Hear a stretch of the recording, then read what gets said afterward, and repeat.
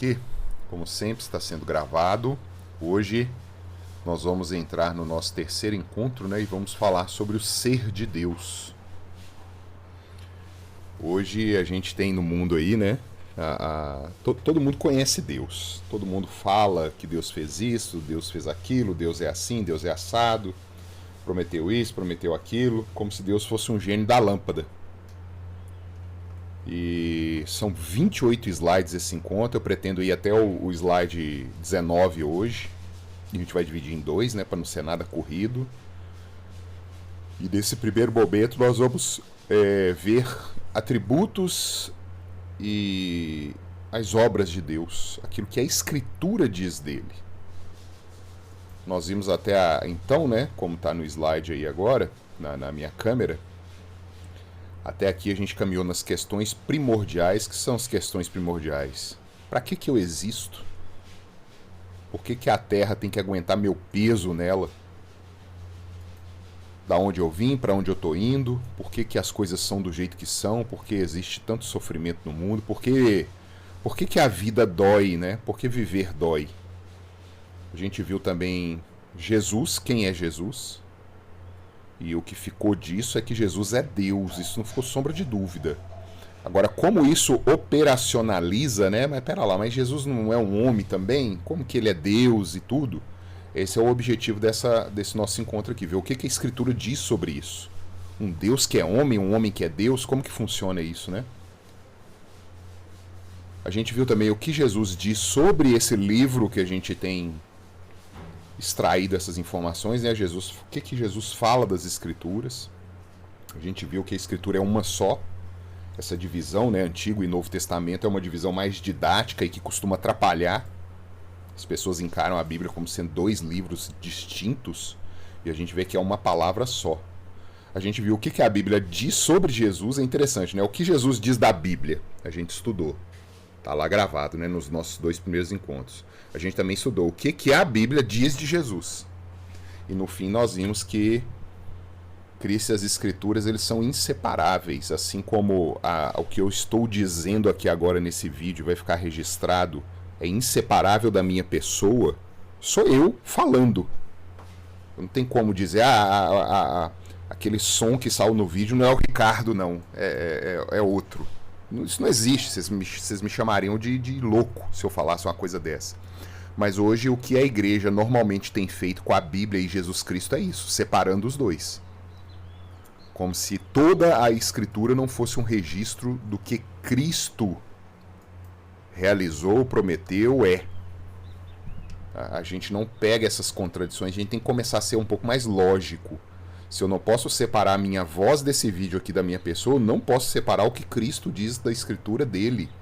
E ele afirma que a Escritura inteira, ele dominou aqueles profetas, aqueles apóstolos, para fazerem um registro, como se fossem vox dei, é a palavra, né? Como se fossem voz de Deus ali, né?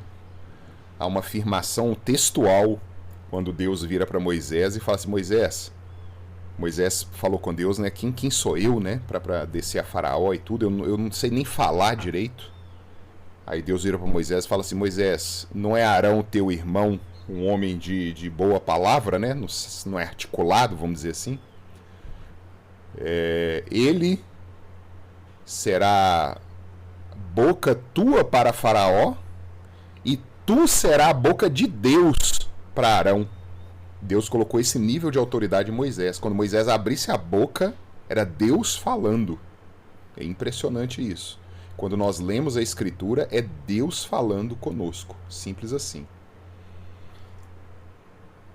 Eu fico impressionado quando alguém diz alguma coisa de nós no dia a dia. Alguma pessoa, Ricardo fez isso, aquilo assado, ou Ricardo é isso ou é aquilo. Se aquilo for mentira, a gente fica irado, né? Eu falar que a Áurea é isso, é aquilo, a Rebeca é isso, é isso, é isso. E se for mentira, eu falo, não, o que é essa pessoa que tá falando de mim? Nem me conhece. A gente fica irado. Mas com Deus a gente não tem essa reserva, não. A gente fala de Deus, o mundo fala dele. Coisas que ele não prometeu, coisas que ele não fez, promessas que ele não fez, palavras que ele não disse, e tá tudo bem. A gente crê que tá bem. A gente não se coloca no lugar, né, para ver o que eu tenho falado de Deus para as pessoas que me perguntam sobre ele. Então essa vai ser a nossa tônica hoje. Quem é Deus, queridos? Hoje nós temos três visões principais. A gente chama de cosmovisão, né? Visão de mundo. Cosmovisão é a maneira que cada ser humano encara a realidade para que a realidade faça sentido para ele, para que ele não fique louco, né? O dia a dia vai passando, os fatos vão acontecendo, as lutas vão vindo, e de alguma forma que a sua mente, o seu cérebro, ele precisa digerir esses acontecimentos. E a nossa cosmovisão é que vai ditar essas regras. Como que nós vamos pegar a doença que chegou, o câncer que está no meu fígado, o problema de coração, a morte que veio, o meu filho que está na droga, o problema no casamento, o problema no emprego, a promoção que eu tive, como que o meu ser, aquilo que eu sou, né, vai digerir essas questões que vão me acontecendo no dia a dia. Isso é a cosmovisão. Cada ser humano tem uma cosmovisão. E Deus nos deu uma cosmovisão para a gente poder encarar esses fatos. Ele nos contou o porquê as coisas são desse jeito. E dentro dessas cosmovisões, né, que são várias, a gente sempre destaca essas três que são as principais que estão aí na tela, né? Quem é Deus? Na mente de alguns, Deus não existe. E não há nada além da matéria. Essa é uma visão que está muito em voga hoje, a partir da Revolução Industrial, a partir, né, dos pensadores do marxismo. É uma visão muito presente hoje, que não há a metafísica, não há o além, não há nada além da matéria. Aqui a matéria, eu vou usar o termo correto para isso, tá? É natureza. Natureza não é no sentido ecológico da palavra. Natureza é tudo aquilo que é criado, tudo aquilo que não é sobrenatural. Ele é natural. Então natureza tem esse sentido na Bíblia. Não é esse sentido moderno, ecológico, não. E muitos vão dizer, Deus não existe. O provérbio diz, né? O tolo diz em seu coração, não existe Deus. E é a pior cosmovisão que pode ser crida. Porque a pessoa, ela vive o inferno. Ela precisa resolver os problemas dela, ela tem que caminhar nesse mundo sozinha, desamparada. Ela é o centro, né? A força do braço. E nós somos pó. Nós somos o verme, como a Escritura registra. Um pingo d'água num oceano. Mas é a cosmovisão mais divulgada hoje, é essa cosmovisão de que não há Deus, nada além dessa matéria. A gente tem que resolver o problema aqui embaixo. A educação é que redime o homem, a segurança vai redimir o homem, a saúde vai redimir o homem, o Estado é quem ampara a humanidade, tem os seus messias ali dentro, as suas figuras, né, de salvadores, e assim a gente vai caminhando. Uma outra cosmovisão também muito divulgada hoje, e dentro da igreja, viu? Impressionante. A primeira é um absurdo acontecendo dentro da igreja, né? Eu não acredito em Deus, mas vou na igreja. Isso não existe. Mas essa do meio aí é uma que muita gente crê nisso e tá dentro da igreja e acha que tá tudo bem. É o que está digitado aí na tela, né? Outros dirão que Deus existe, mas esse Deus não se envolve com a sua criação, ou não se envolve com a natureza, né? Como eu determinei aqui, defini esse termo. É um Deus que criou todas as coisas, né? Fez os céus e a terra, os astros, as plantas, os animais, os minerais. Ele desenvolveu toda essa criação e ele permitiu ao homem descobri-lo por meio dessa criação e por meio da sua razão. Então essa visão que se chama deísta, com D de dado, tá? Deísta. Gravem essa palavra aí, D de dado. Deísta. Ela crê num Deus que não interfere na sua criação, não dirige a sua criação. Como que a gente conhece esse Deus? Por meio da criação. A gente pode chegar e ter plena comunhão com esse Deus.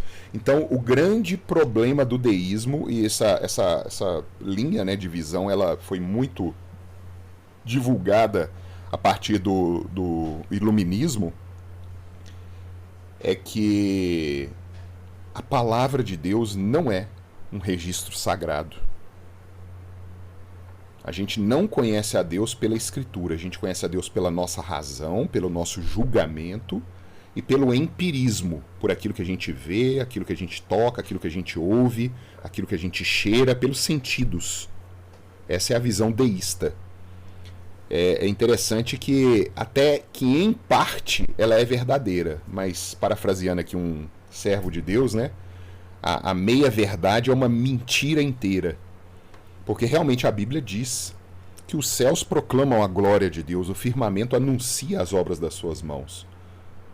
Um dia clama outro dia, uma noite revela outra noite, e a gente conhece sim que há um Criador por causa da natureza. A natureza, ela demonstra que existe algo além dela que a fez. Mas o deísta extrapola isso. Ele diz que a gente pode conhecer o Deus da aliança, Yahvé, aquele Deus que se apresentou a Moisés no Monte Sinai e deu o seu nome pactual para o seu povo, Yehoá, né? Ou Javé. E a Bíblia diz exatamente o contrário, que a natureza mostra que tem um Criador, não é para mostrar Yahvé, é para deixar os homens indesculpáveis. Eles não podem dizer, eu não sabia que tinha um Deus, um Criador, uma mente acima da própria criação, algo que não é criado, é a diferença, né? Hoje a gente vive nesse mundo materialista, como eu disse aqui, e a gente está igualando a criação e o Criador. E eles são completamente distintos. Criador é uma coisa e criação é outra. Outra visão também que a gente tem nos nossos dias, né? A gente chama de religiões de nova era, mistura religião oriental com religião aqui do Ocidente, né? Aquelas coisas de karma, tantras, meditações, yoga, não sei o quê.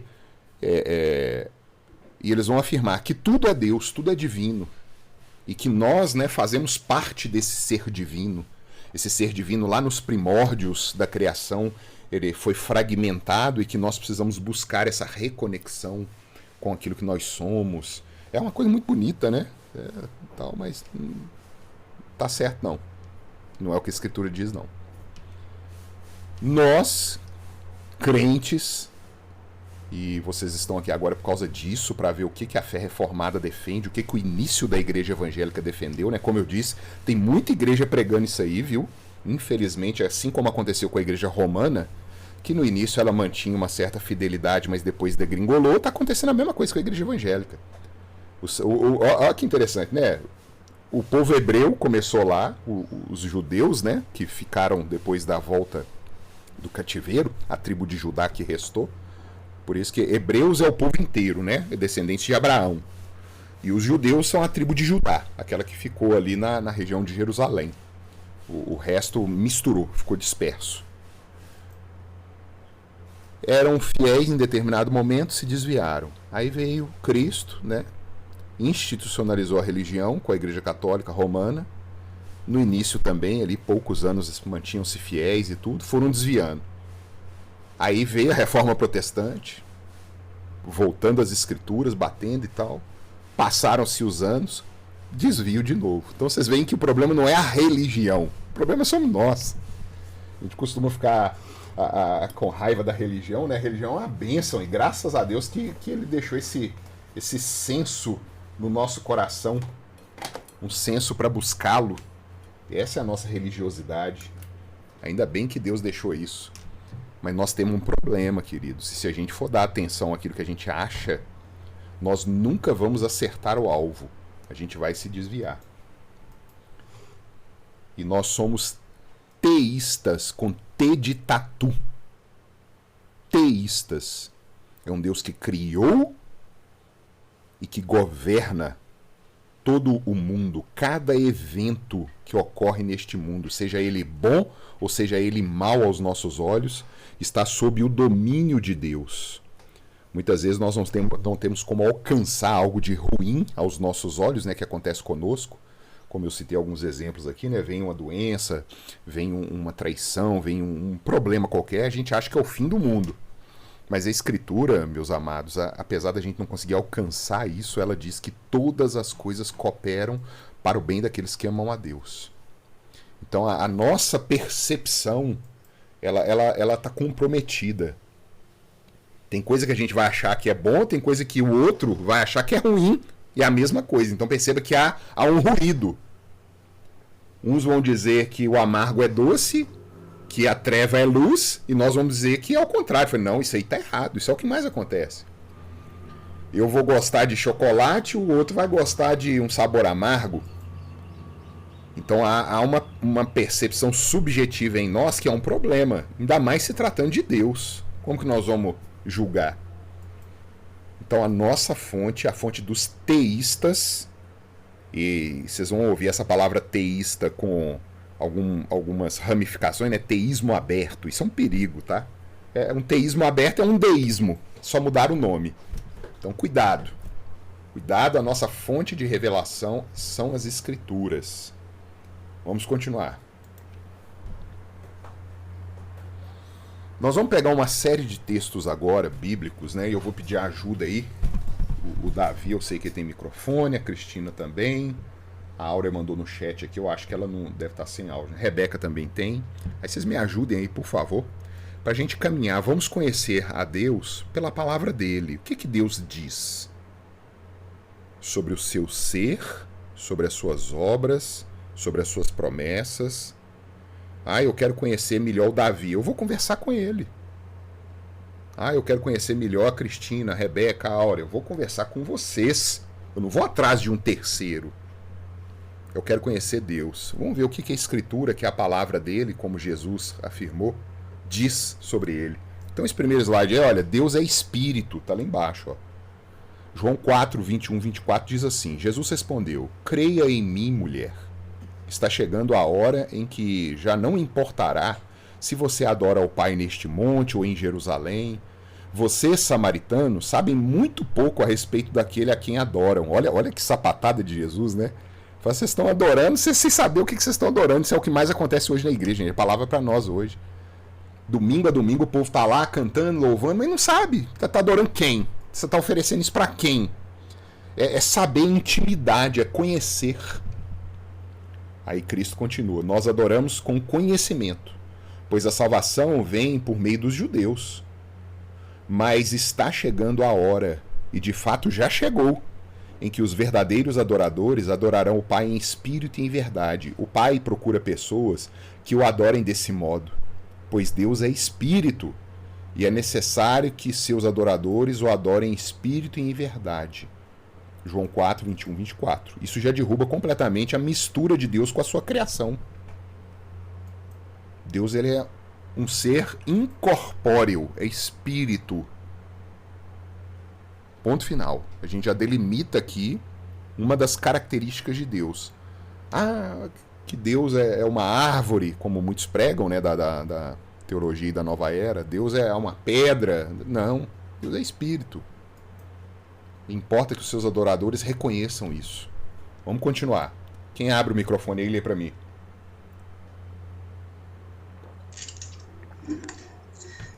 Agora vá, pois eu o envio ao faraó. Você deve tirar meu povo, Israel, do Egito. Moisés, porém, disse a Deus, quem sou eu para me apresentar ao faraó? Quem sou eu para tirar o povo de Israel do Egito? Deus respondeu, eu estarei com você.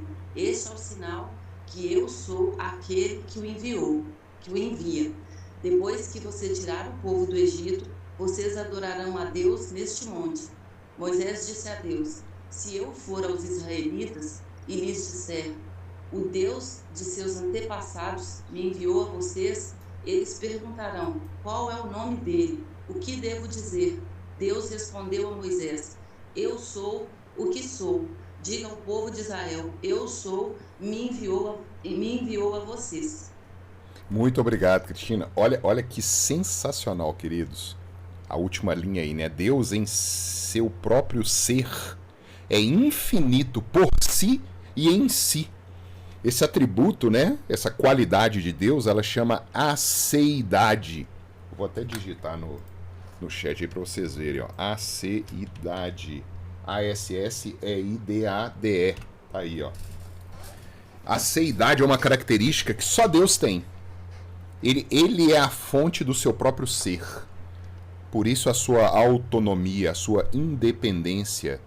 Deus não depende de ninguém. Quem deu primeiro a Deus para que por ele fosse restituído? É o que Jó fala, é o que Paulo fala. Não tem. E aí Deus, com Moisés, com seus escolhidos, ele fala assim, olha, o meu nome é esse. Aí ele usa lá essa pronúncia do eu sou o que sou, que hoje especula-se que é Yehoá, que transliterado para o português significa Iavé, ou Javé, ou Jeová, tanto faz. É uma pronúncia que ficou perdida. Ninguém sabe mais, porque de tanto temor que os judeus tinham de usar o nome de Deus, ela foi perdida. São 4 letras no hebraico, a letra Yod, a letra Re, a letra Vav e a letra Re.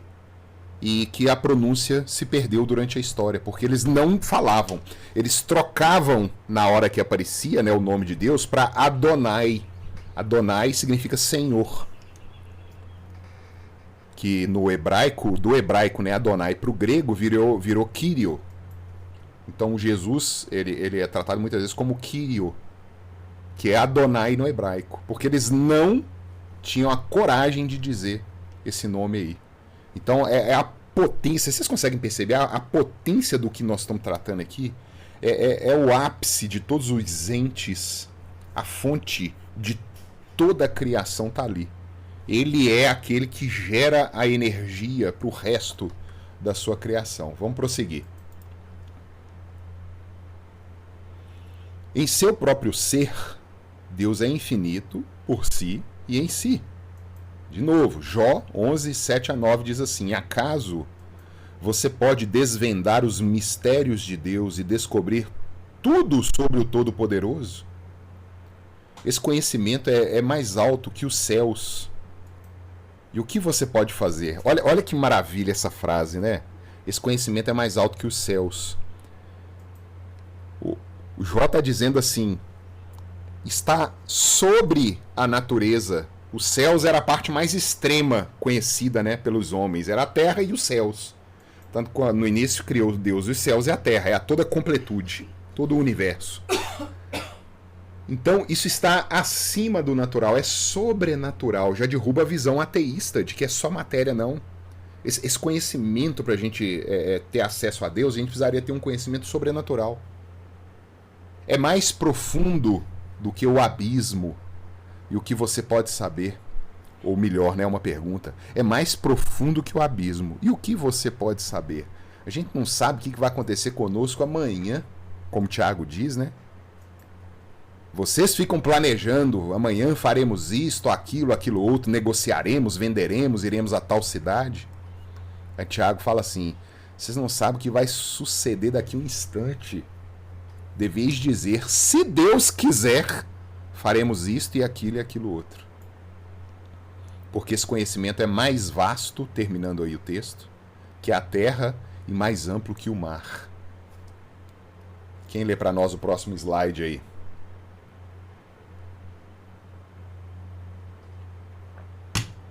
Vamos lá, gente. Opa, vai lá. Estevão respondeu: irmãos e pais, ouçam-me. O Deus glorioso apareceu a nosso antepassado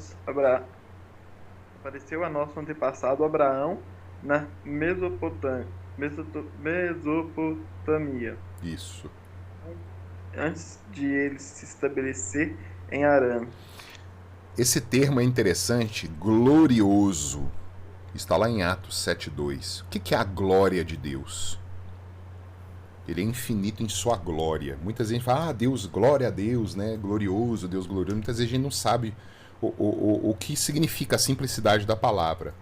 Glória significa todo o conjunto dos atributos, não só de Deus, como de qualquer outro ser. A glória do rei Davi, a glória do rei Salomão. Jesus fala, né? Salomão em toda a sua glória não se vestiu como os lírios do campo. A glória é o conjunto de todos os atributos de um ente, de um ser. Você imagina todo o conjunto dos atributos de Deus que nós vamos ver aqui agora, é a sua glória, é aquilo que aparece. No Antigo Testamento eles tinham uma palavra interessante, eles tinham o peso. Isso é o peso de Deus, é aquilo que dá a substância, é o peso dele. É o kadosh na palavra em hebraico, né? É pesado, Deus é pesado, porque ele a soma dos seus atributos dá essa característica para ele, é a sua glória. Essa é a glória de Deus, o conjunto de todos os atributos. Deus é digno, queridos, de toda honra e poder. Exorto-te perante Deus, que preserva a vida de todas as coisas. Olha, Deus preserva a vida de todas as coisas. E perante Cristo Jesus, que diante de Pôncio Pilatos fez a boa confissão, que guardes o mandato imaculado, irrepreensível, até a manifestação de nosso Senhor Jesus Cristo, a qual em suas épocas determinadas há de ser revelada pelo bendito e único soberano, o Rei dos Reis e Senhor dos Senhores, o único que possui imortalidade, que habita em luz inacessível, a quem homem algum jamais viu, nem é capaz de ver. A ele honra e poder eterno. Amém. Deus é único. Vê que muitas vezes Paulo usa a palavra único, o adjetivo, né? Único. Não há outro que se compare. Ele é esse digno da nossa adoração, do nosso louvor. Nenhuma outra criatura, porque não há um outro Deus, é um só Deus vivo e verdadeiro. Nós podemos nos curvar e nos colocar submetidos em consciência. Não. Só a Deus. E ninguém mais. Vamos prosseguir. Quem lê para nós?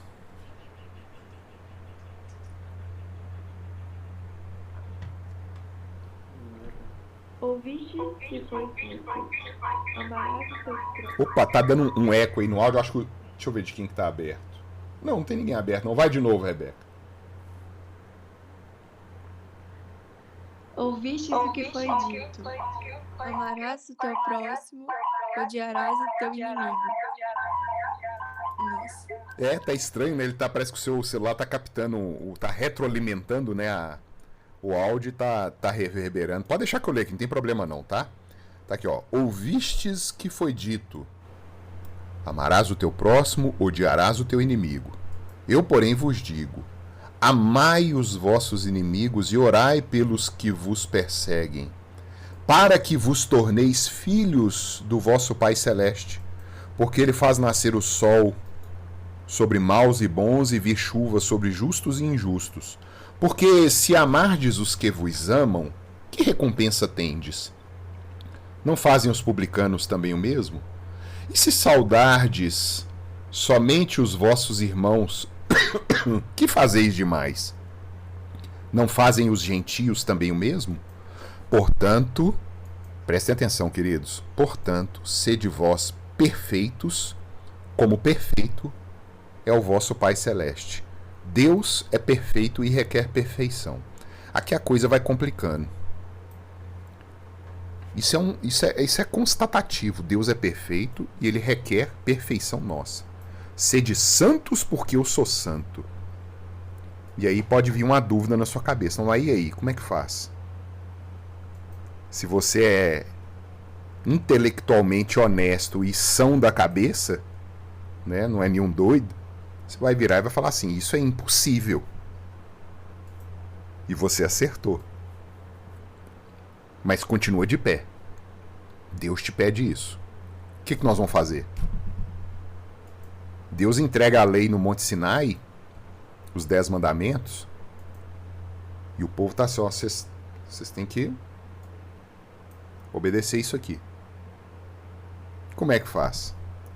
Eu creio que esse texto aí foi o texto que muitas pessoas lembram do momento da conversão, né? Quando o véu foi tirado. Tem pessoas que têm um momento de conversão muito dramático. Eu não sei como que foi a conversão de cada um aqui, né? Mas tem pessoas que acontece, né? Quando morre alguém, quando vem uma doença e tal, o cara ele lembra claramente o momento que ele foi convertido. Eu não me lembro exatamente o momento da minha conversão. Foi algo muito paulatino, né? Esse crescimento. Mas um dos textos que me chocou e que despertou isso na minha mente foi esse texto de Mateus. As pessoas gostam muito de lê-lo, né? Isso aí está no Sermão do Monte. E é muito bonito, é poético, né? Está escrito: amarás o teu próximo e odiarás o teu inimigo. Eu, porém, vos digo: amai os vossos inimigos e orai pelos que vos perseguem. As pessoas gostam disso. Só que esse texto ele continua. Ele vira e fala assim: para que... Olha que interessante, né?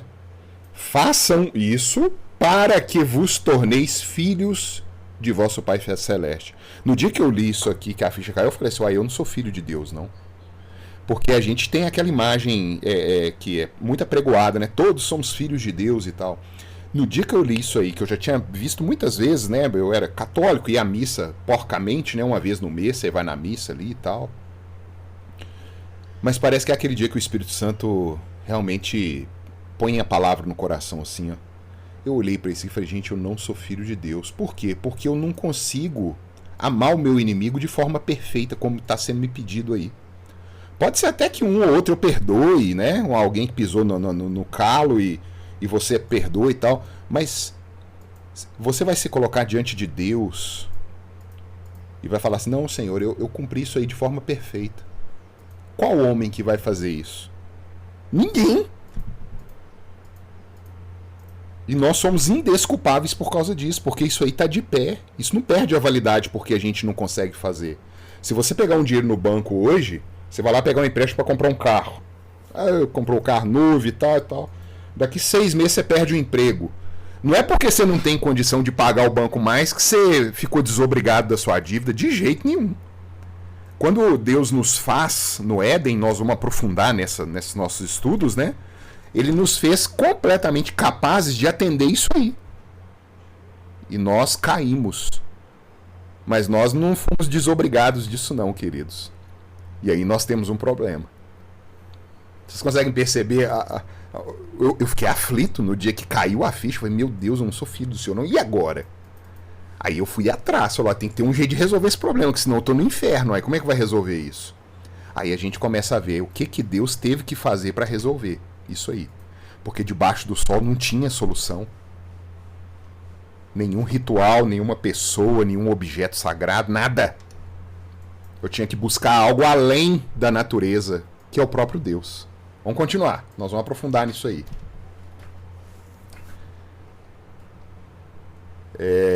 Deus, ele é todo suficiente. Olha, eu queria dizer, esse texto de Romanos, ele é tão lindo.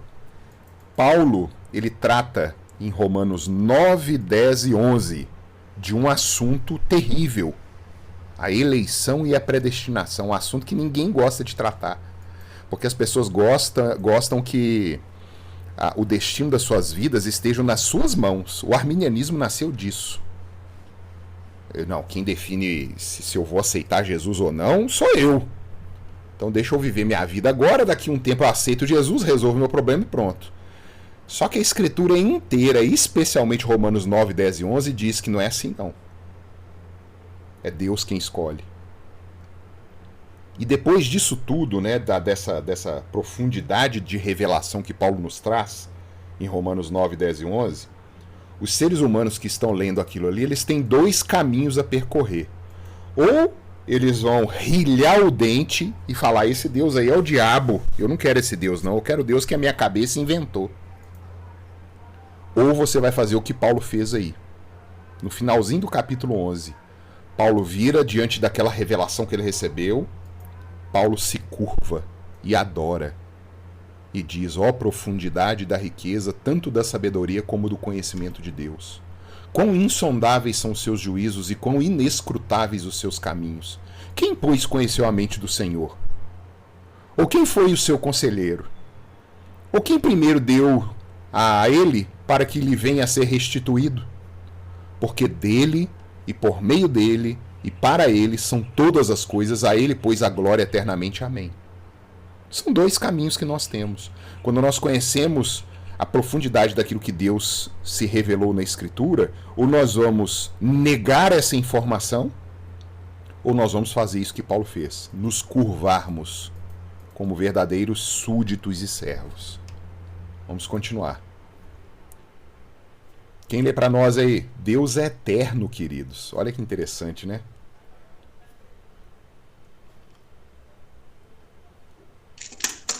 Antes que os montes nascessem e se formassem, a terra e o mundo, de eternidade a eternidade, tu és Deus. Obrigado, Cristina. Esse é um texto para mim tão maravilhoso. Se a gente já tem um problema de entender o que é a eternidade, aquilo que não tem começo e que não tem fim, né? Tá. Aí o salmista, para piorar o negócio, ele fala assim, não é uma eternidade só, não é duas. Obviamente, de uma forma a aprofundar essa característica de Deus, né? É de eternidade a eternidade. Não é uma só, não. Uma já é problema pra gente entender, então vamos pôr outra do lado aí para ficar impossível você compreender isso. É interessante, né? Existem características de Deus que não cabe a gente perguntar. Por exemplo, quantos anos tem Deus? É a mesma coisa de eu perguntar qual é o cheiro da luz aí, da lâmpada que está iluminando a sua cabeça aí agora. Se tiver uma lâmpada ligada aí, né? Ou qual é o cheiro da luz do sol que está iluminando a sua casa? Qual o cheiro que ela tem? Você vai virar para mim e falar, não, Ricardo, essa característica, essa propriedade não cabe neste elemento luz. É exatamente isso quanto à questão do tempo. A gente imagina, né, e nós vamos também ver isso com mais detalhes à frente, que Jesus Cristo, que tem o Pai, né? O Pai lá é um velhinho de barba branca no céu. Tem Jesus Cristo, que está debaixo do Pai, e tem o Espírito Santo, que está debaixo de Jesus. Aí eu te pergunto, quantos anos mais velho que Jesus Cristo, que é o Filho, o Pai é? E quantos anos mais velho o Pai Jesus é mais velho que o Espírito Santo? Não cabe. Os três são eternos. E nós vamos ver nesse encontro aqui na semana que vem. Essa propriedade eternidade, ela não aceita essa pergunta. Assim como a luz não tem um cheiro, assim como a cor preta não tem um som, qual é o som dessa cor preta? Não cabe essa propriedade na cor. Não cabe a propriedade tempo, idade, anos em Deus Pai, Deus Filho e Deus Espírito Santo. Porque eles são eternos. Vamos continuar.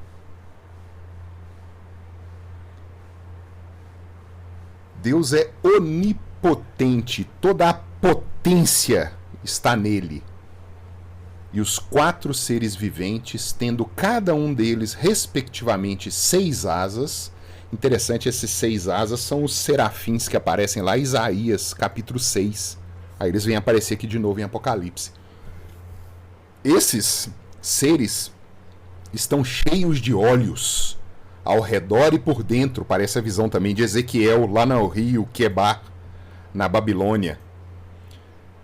Não tem descanso nem de dia nem de noite, e proclamam, Santo, Santo, Santo é o Senhor Deus, o Todo-Poderoso, aquele que era, que é e que há de vir.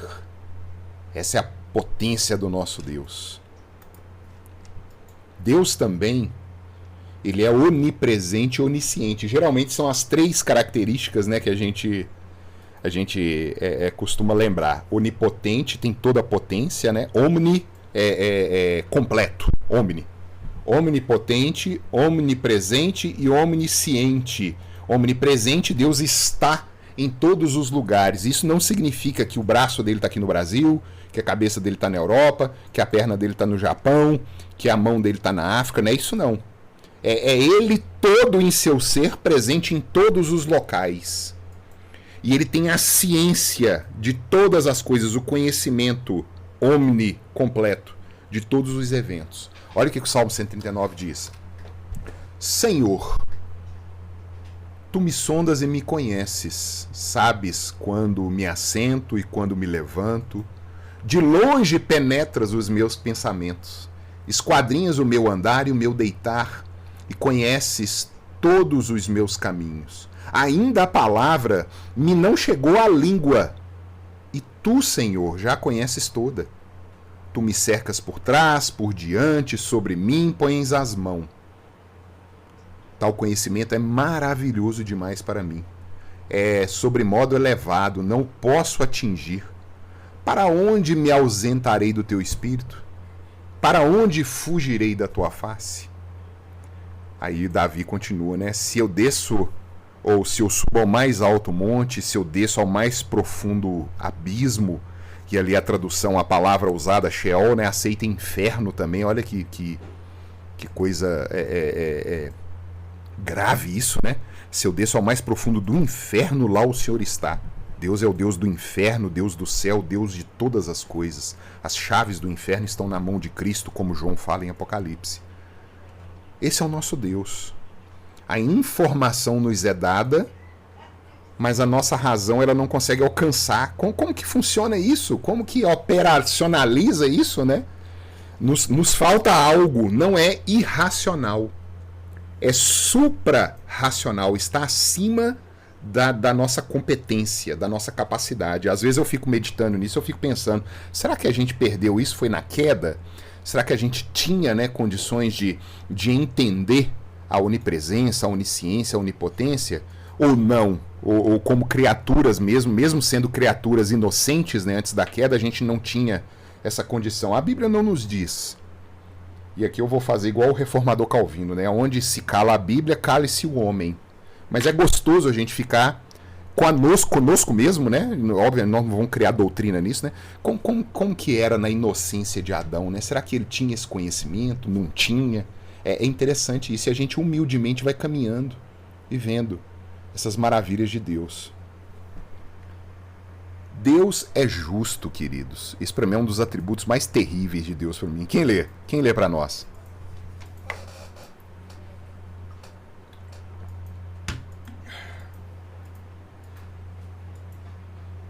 Vamos lá, gente. Abra o som.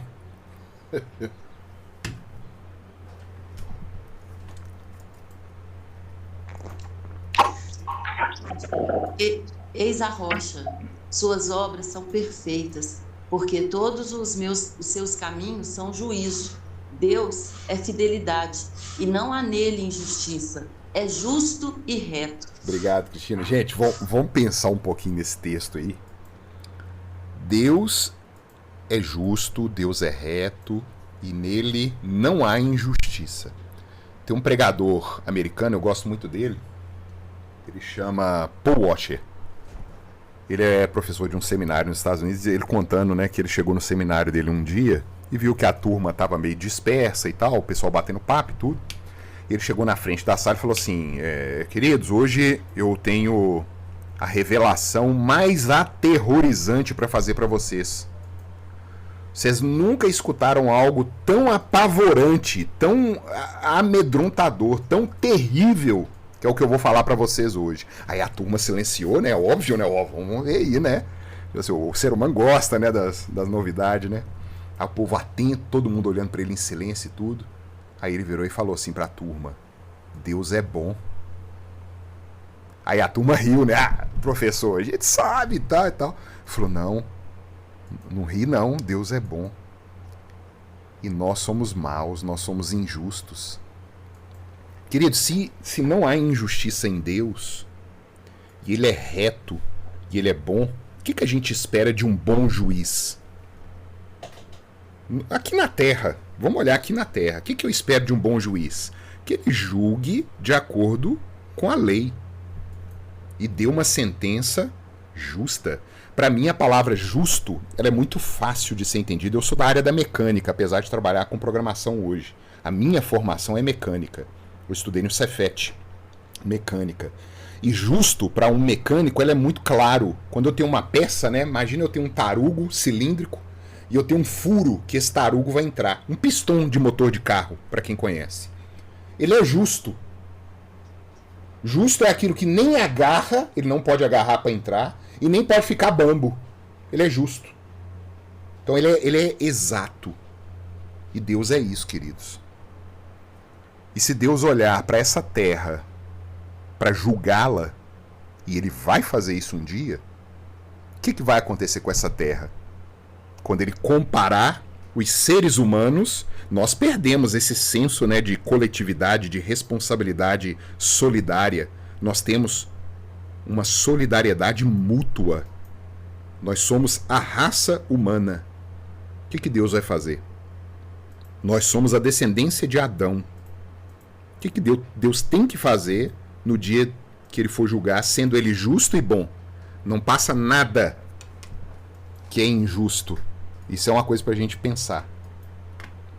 Vamos prosseguir. Tá acabando. Vai. Vamos lá. Deus é fogo consumidor. Ah, trem. Esse aqui é um dos textos também que é... Por isso, recebendo nós um reino inabalável, um reino que não é um reino como os reinos aqui da terra, o reino que foi de Davi, de Salomão, dos reis que passavam por problemas, né, se abalavam, não. É um reino inabalável. Retenhamos a graça pela qual sirvamos a Deus de modo agradável, com reverência e santo temor. Não vamos esquecer, Deus é nosso Pai, Deus nos salvou, Deus se entregou por nós. Mas não nos esqueçamos, porque o nosso Deus é fogo consumidor, não brinca não. O mesmo respeito que eu tinha pelo meu pai, olha que interessante, né? As pessoas colocam temor de Deus e amor de Deus em conflito. Muitos hoje falam assim, eu não tenho medo de Deus, não, Deus é amor. Esse negócio de temer a Deus, que conversa que é essa? Queridos, eu amava meu pai, eu tinha um relacionamento maravilhoso com meu pai, e eu morria de medo do meu pai, porque meu pai era justo e ele queria o meu bem, e ele me descia a taca quando precisava. Esse é o nosso Deus. Por isso que eu temo a Deus, porque eu sou ruim, eu sou injusto, e Deus vai me corrigir, porque ele é santo, ele é justo e ele é reto. Vocês conseguem entender que não há contradição? Não tem contradição. Vamos prosseguir. Estamos crendo, queridos, realmente em Deus? Depois disso tudo que a gente viu aqui, né? Isso tudo que a gente passou. A gente realmente compreende essa profundidade? Olha que aqui foi só uma pontinha, né? A Bíblia inteira, ela vai exaltando o ser de Deus, as suas obras, o que ele tem feito, o que ele fez e o que ele prometeu que vai fazer. Nós temos adorado a Deus por aquilo que ele se deu a revelar a nós. Idolatria, irmãos, presta atenção. Idolatria. O que é idolatria? A gente é bom para apontar o dedo lá pro católico, né? O católico tá lá, ajoelhado lá diante da estatinha dele lá, né? Inventei essa palavra aqui, tá? Estautinha. Estatuazinha. Não sei qual que é o diminutivo de estátua, né? Ele tá lá ajoelhado diante do gesso, da madeira. E a Bíblia claramente condena isso. Isaías 44, depois vocês leiam aí. O absurdo que é se ajoelhar diante de um ídolo. Só que idolatria não é isso não. Isso é só a ponta. Não é só isso. Adorar um outro Deus, que não o Senhor, é idolatria, tá na tela aí. Ou atribuir ao Senhor, atribuir ao Deus verdadeiro, qualidades e obras que ele não revelou de si mesmo, é criar um outro Deus. Hoje a igreja evangélica tem idolatrado um Jesus que não é o Jesus que foi revelado na Escritura. Lideranças, pastores têm falado de Deus aquilo que ele não falou de si, têm dito de obras que ele não fez, têm prometido coisas que ele não prometeu e coloca lá no pezinho do ídolo dele, né, Jesus. E fala que aquilo ali é Jesus. O Jesus que a grande mídia, que a Rede Globo tá anunciando aí nas novelas, nos filmes, não é o Jesus da Bíblia, não. E as pessoas estão achando que estão crendo em Deus. A fonte segura é apenas a fonte primária, a que Deus nos deixou, a Escritura, a sua palavra. A fonte primária para eu conhecer o Davi é ele. Para eu conhecer a Rebeca é ela. Para eu conhecer a Áurea é ela. Para eu conhecer a Cristina é ela. A fonte para eu conhecer a Deus é ele, na pessoa de Cristo. E ponto final. Olha que interessante, né? Olha o texto. Se eu me glorifico a mim mesmo, a minha glória não é nada. Quem me glorifica é meu Pai. Isso é Jesus falando. O qual dizeis que é o vosso Deus. As igrejas estão, não, Deus Pai é nosso Deus e tal. E isso Jesus está falando com os fariseus, né? E vós não o conheceis, mas eu o conheço. E se disser que o não conheço, serei mentiroso como vós. Mas conheço e guardo a sua palavra. Abraão, vosso pai, exultou por ver o meu dia, e viu e alegrou-se.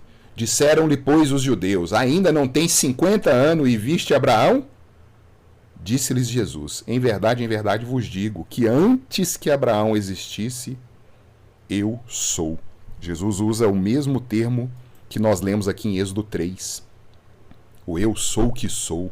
Jesus usa com os judeus. Jesus, ele era réu de morte para os judeus por causa disso. Ele se dizia Deus e ele quebrava o sábado. É o que os judeus acusavam ele de crime, né? E eu acho engraçado nesse texto. E tem textos que são irônicos, né? Jesus Cristo, a Escritura diz que ele é um homem de dores, sabe o que é padecer. Isaías diz que não havia beleza nenhuma em Jesus. Jesus era um homem feio. E o pior é que os judeus aí arrebentam com ele, né? Jesus tinha 30 e poucos anos. Os judeus viram pra ele e falam assim: você ainda não tem 50 anos? Falo, nossa, Jesus era acabado mesmo, né? Porque os caras deram 50 anos pra ele e ele tinha 30. Como é que é isso, né? É pra realmente provar que ele era um homem comum, como nós. Um homem que sofre das mazelas da carne caída, a carne da virgem, aquela natureza humana que ele assumiu para ele. Sendo esse Deus glorioso que a gente viu aqui até agora, os judeus olham para ele, o homem de dores, e falam assim: você não tem 50 anos ainda, rapaz? E tá falando que já viu Abraão? O homem era doído. Olha esse texto de João 10, 26 a 30, sobre conhecer ou não o pastor. Mas vós não credes, porque não sois das minhas ovelhas. Como já vou-lo tenho dito, as minhas ovelhas ouvem a minha voz, e eu conheço-as, e elas me seguem. E dou-lhes a vida eterna, e nunca hão de perecer. E ninguém as arrebatará da minha mão. Meu Pai que mas deu é maior do que todos, e ninguém pode arrebatá-las da mão de meu Pai. Eu e o Pai somos um. Olha, Jesus começa a embananar o negócio na cabeça dos judeus e na nossa. Pai, mas que conversa que é essa? Jesus não é o Filho? Como é que o Pai e o Filho é um só? E aqui ele começa a apertar a revelação. A Bíblia começa, como a gente viu, né, com uma revelação bem parca, bem nebulosa, mas ela vai brilhando cada dia mais e mais, como a luz da aurora, até ser dia perfeito, até mostrar o Filho é a revelação exata do ser de Deus, do Pai. O Filho é a maneira como nós podemos ver a divindade sem sermos consumidos. Ele é a expressão exata do ser de Deus. E outra coisa interessante aí que a gente tem que ver, eu disse aqui, para eu conhecer uma pessoa, eu tenho que falar com ela e ter as informações dela. E Jesus confirma isso aí: olha, as minhas ovelhas ouvem a minha voz. Elas não querem saber de mim por um terceiro, não. É a minha voz. Jeremias tem uma promessa no capítulo 31 falando que o próprio Espírito Santo ensinaria. A gente não precisaria botar nada de fermento, nada no meio do ensino. É só falar aquilo que ficou registrado. É a palavra de Deus. É só a gente pregar a Bíblia. Deixa eu ver aqui. Esse é o último. Gente, para ficar confirmado que Jesus é Deus, ele e o Pai são um, Jesus, ele é o eu sou. É uma falácia, né, que a gente vê hoje na internet. Eu já vi alguns liberais, alguns inteligentinhos, como diz, né, falam assim: Jesus nunca disse que ele era Deus. E as pessoas caem numas falácias dessas. É óbvio que ele falou. A gente acabou de ler. Eu e o Pai somos um. Eu sou, lá no texto de João que a gente leu, João 8, e os judeus queriam matá-lo porque ele se dizia Deus e porque ele quebrava o sábado. É a história dos evangelhos. E aí vem o livro de Atos dos Apóstolos, né? O evangelista Lucas foi quem registrou Atos, né? Tanto que eles chamam Atos de Lucas, é o evangelho de Lucas 2, né? Segundo capítulo, a segunda parte. Preste atenção, esse é um episódio que Paulo, ele está passando por Éfeso, ele encontra lá com a liderança da igreja, os presbíteros, e na hora de ir embora, Paulo chama esses presbíteros na praia para despedir deles e fala: olha, eu entreguei todo o conselho de Deus para vocês. O sangue de vocês, a minha mão está livre. Olha que pesado o apóstolo falando isso, né? todo o conselho de Deus eu entreguei para vocês. Estou livre do sangue de vocês. E eu estou indo para Jerusalém agora para ser preso. Paulo sabia que eles iam prender em Jerusalém. Porque Ágabo tinha dado a profecia para ele, né? Que Ágabo amarra as mãos de Paulo com o cinto e fala, é assim que você vai chegar lá em Jerusalém, preso. E Paulo, ao invés de fugir, fala, não, se é isso que o Espírito Santo quer, eu vou para Jerusalém e eles vão me prender. E aí ele vai e fala isso, capítulo 20 e 28 de Atos, exortando os presbíteros da igreja, olhai, pois, por vós, quer dizer, toma cuidado com vocês mesmos, e por todo o rebanho, sobre que o Espírito Santo vos constituiu bispos. Bispo e presbítero, a palavra é sinônimo, tá? Depois nós vamos ver isso aqui. Para apacentardes a igreja de Deus. A igreja de Deus. Guarda isso aí. Que ele, Deus, resgatou com seu próprio sangue. Essa afirmação ela é terrível. Que Deus é esse que derrama sangue? Que religião no mundo diz que um Deus derramou sangue para salvar o seu povo? E Deus não é espírito? A gente afirmou isso aqui. Como é que Deus derrama sangue? E é isso que nós vamos ver na semana que vem. Na continuidade. Deus abençoe cada um. Um abraço, viu? Um abraço, gente. Obrigada, Ricardo. Eu não leio porque eu não enxergo, viu? Não, fique em paz. Ó, você tá no celular, fica pequenininho, né? Não, e eu enxergo pouco mesmo. Não, tranquilo. Deus abençoe até semana que vem, se Deus quiser. Tá, um abraço. Um abraço. Obrigada, Tchau, gente.